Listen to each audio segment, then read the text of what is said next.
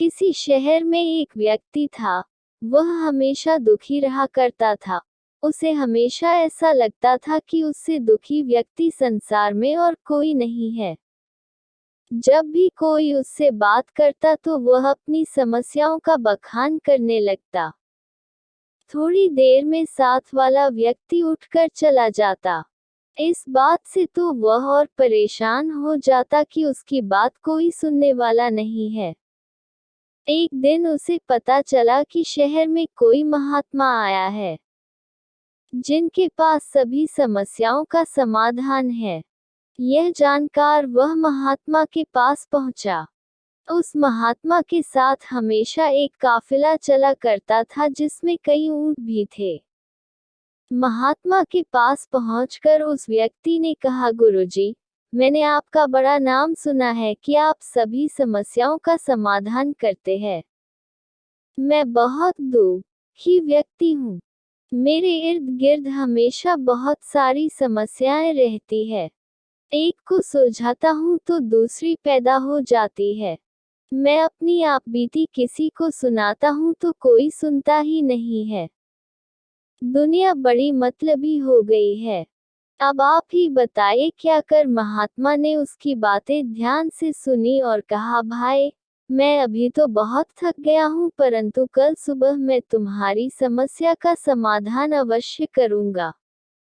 इस बीच तुम मेरा एक काम कर दो। मेरे ऊँटों की देखभाल करने वाला आदमी बीमार है। आज रात तुम इनकी देखभाल कर दो।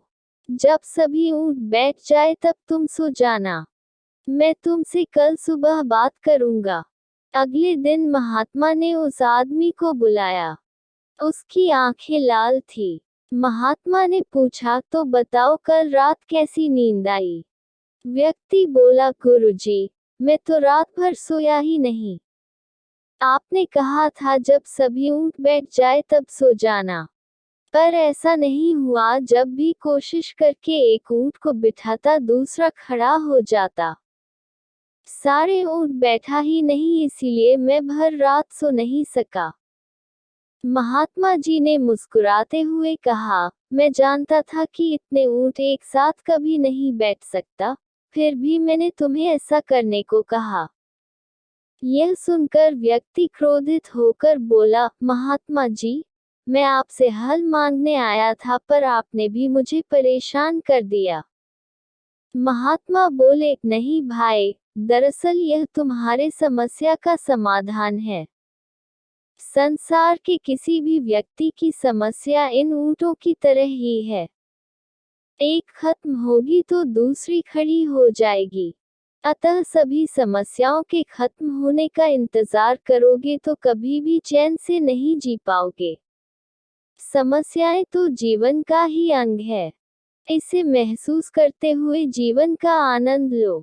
जीवन में सहज रहने का यही एक उपाय है। दुनिया के किसी भी व्यक्ति को तुम्हारी समस्याएं सुनने में कोई दिलचस्पी नहीं है, क्योंकि उनकी भी अपनी समस्याएं हैं।